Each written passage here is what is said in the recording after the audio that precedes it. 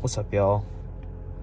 So I'm gonna be sleeping in my car overnight. I just turned on the engine. It's 9:45 p.m.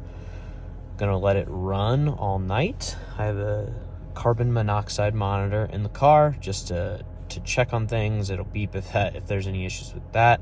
I don't think there will be, given that you're able to sleep in Prius and this is the same engine as that. You can see it's 39 degrees outside. I filled the tank up about 2 or 3 miles from here. I'm gonna go to the same place tomorrow to refill it up to see how many miles or how much gallons I used in this experiment. And right now I'm keeping it at 68, 3 air vent power bars, and then I might change that here in a second, but I'm circulating air from the outside to help decrease some of the steaminess in here. And I may, like I said, may or may not bump this up or down depending on how things go. So check back in first thing in the morning, or if there's any issues overnight. So you can see I have no bars or anything on here. And regarding all of this, the car came like this. It is on the other side of this. I don't know how that happened, and I don't care enough to kind of get it clean, so you'll have to live with it. All right, so you can hear it running outside. Pretty loud, so I'm not close. No one else is around me right now. I'm not close to anywhere else, so won't bother anybody where I'm at tonight. But I could see how if you're at a campground and you're close to someone, this could be quite annoying. It sounds like a generator essentially going on and off all night.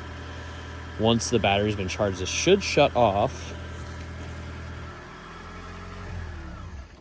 just like that. And so now it's charged all night. You can see that the lights are on in there. I'm gonna see if I can get those to dim, but they might stay on all night. And something I actually did not think about in regards to lights on at night with this. I don't have a cover for this window. I need to do something about that to get that covered. Same with the other one. This window is darker tint. You can't see in there during nighttime, so I should be good to go there. So we will see how this experiment goes. All right, so I'm in for the night, purposely taking this video that's super dark. I'm not sure if you can see outside a little bit there. Got the back windows tinted pretty well. The front windows aren't tinted so well. You can't really see out those. And there's the front. So here's the challenge. It might be hard to see, but you can kind of see the dash lit up there. Obviously the clock, where you can see it just a little bit there. It's worse on camera, or in person rather. And then of course the floorboard has a little bit of light down there, as you can kind of see there now.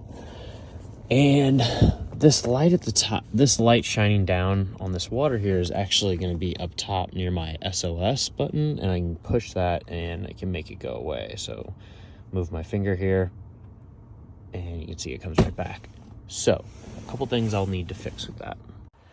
Now here's the front with the light on. So I do have only one key, and I've manually locked each door.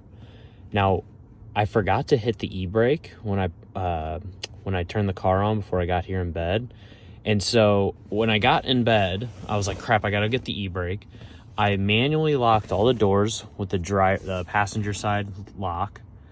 I had my car key on me when I got out of the car on the back right door, and I made sure I kept that door unlocked.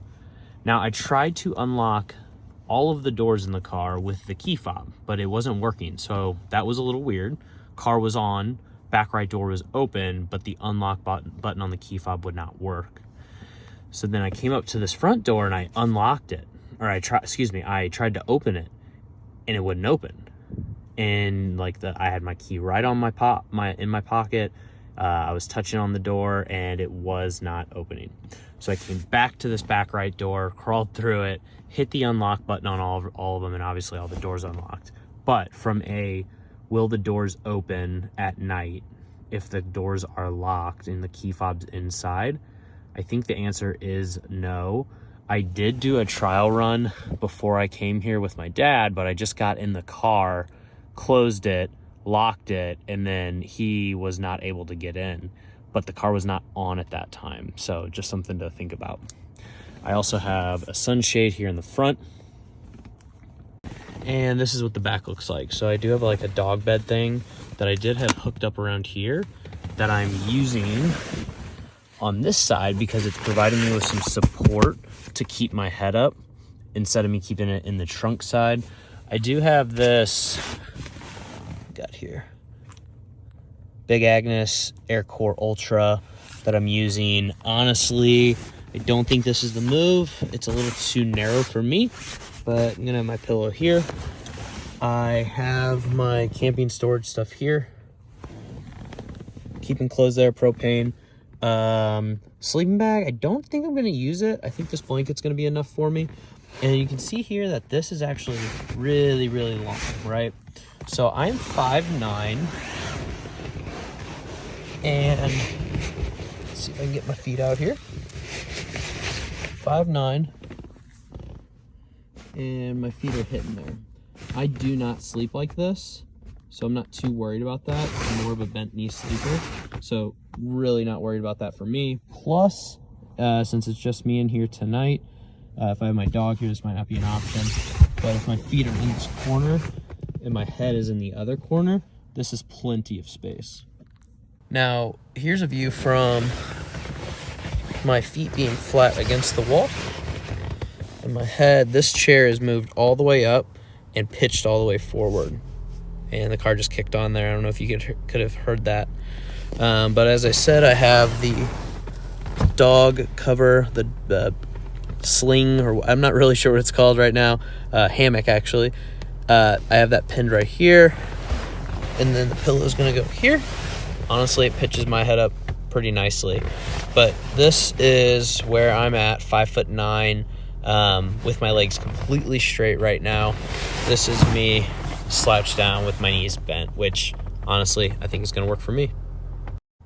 And now here's how you could sleep, like so, head supported, and my feet are now in the corner of the car. Again, I'm 5'9". I think this gives me plenty of room. All right, y'all, so that's what it looks like if you're my height, 5'9", kind of minimal supplies in the camping car, the hatchback, and what the front kind of looks like. There are some things that I can improve for next time, but this was a trial run. So main point of this video is to see what is going to be the loss in gas in the morning. I'm hoping for less than a gallon, so we'll see. See you in the morning. All right, y'all, just woke up and got my clothes on, so let's see how the car did on the gas. Moment of truth. Remember, I had that on to block all the light. Take that out of the way, get breakfast out of the way here. Okay, so you can see we dropped just a little. Not even a quarter. An eighth? Maybe even less, y'all. There's half, there's a quarter, halfway's about an eighth, right? So barely anything at all. I'll get the gas filled up in this and we'll see how much gas I lost. All right, y'all, so I did keep it on 68 all night. It was on 3, let's see if I can get it in here. 3 bars. Not sure it's gonna let me. All right. It is about 7:30. I'll have to check back the time, but if I remember correctly, that is maybe about 10 hours. And then I did switch this to direct to the person through these 4 vents versus before I think it was on feet and upfront defrosting. So just to give some insight onto the settings I kept it on, and overnight, right now it looks like it's 39, and I think when I went to bed it was something similar to that, just to give you an idea.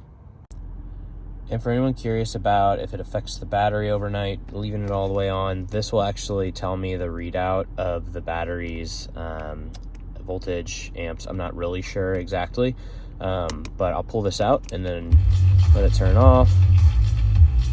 And when I push it back in, normal voltage, it says, right? It's 14.6 is what the voltage is at. Cool. Just thought I'd let you guys know. All right, so I just got to the gas station, about to fill up. Interestingly enough, I want to make a clarification earlier. There are 16 hashes here, so when it was at the single indicator, it was at 1/16 of gas, or of the tank used overnight. However, if you look at it now, it is back to full. So once I started driving around, it went all the way back up. I hit this maybe 1/10 of a mile down the road, so that's within 1/10 of a mile correct of all my driving that I did between the gas station and the campground that I was at yesterday or last night. So I've only driven about 8.1, 8.2-ish miles. You can see my average was, I think, in the 7s or maybe even 8, and now it's back up to 12. Obviously, I know that that might not be accurate. So I'm going to fill it up now and see how much gas gets put in, and we'll go from there. All right, there you have it, folks. So not even an eighth or 80% of a gallon here. So 0.795 of a gallon. Price here today is $2.99. So there you have it. All right, so I log everything in the Carfax Car Care app, and I averaged 10.1 miles per gallon on that, and it was about 8 miles of driving, just to give you guys an idea of the fuel efficiency. I believe I had the car on for about 10 hours, so you can get 10 to about you could probably get 12 hours of continuous running in the car, and only use about a gallon. So just to give you some insight into your camping trip. And again, I mean, that was around the upper 30s overnight, with the air at 68, 3 bars, and circulating air from the outside. So hope this was helpful, and yeah, happy car camping.